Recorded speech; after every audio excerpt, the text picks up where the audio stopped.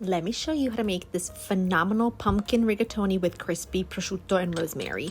Starting off with making the crispy prosciutto, which I just take a little skillet with some olive oil, and when it's really nice and hot, you're going to add in the prosciutto and your rosemary, and you're going to just cook them until they get nice and crispy. I do this in batches and then remove to a plate to cool. Now I already have my pasta water coming to a boil, so I'm going to switch to my sauce. Add a little bit of butter and olive oil and shallots to a nice large skillet, big enough to hold everything in, because you're going to cook it all together for the last few minutes.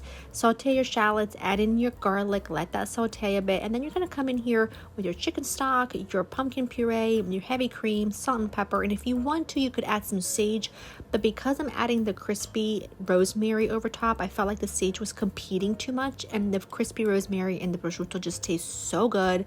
I didn't want anything to come between that, so I just kept it out, but you definitely can if you want to. Once you add everything in, just give it a stir and just let it simmer for like the amount of time that it takes for your rigatoni to cook, which is about 8 minutes or so. Make sure you cook them a couple of minutes shy of al dente so that you can finish them in the sauce. And when ready, just strain them, add them in. Make sure you reserve a little bit of that starchy water.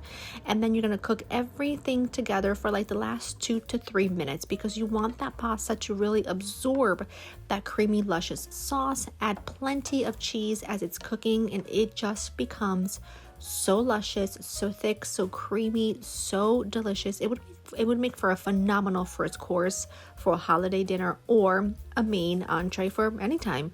It's just so delicious. And once it cooks all together a couple minutes, look at this. So creamy, so delicious. All you have to do is dish it up, top it with plenty of that crispy prosciutto and rosemary, lots of Parmesan cheese, and it is phenomenal. Recipe is in the description for you. I hope you make it. I hope that you love it, and I hope that you have a phenomenal holiday season with those that you love the most. Have a good one. Bye bye.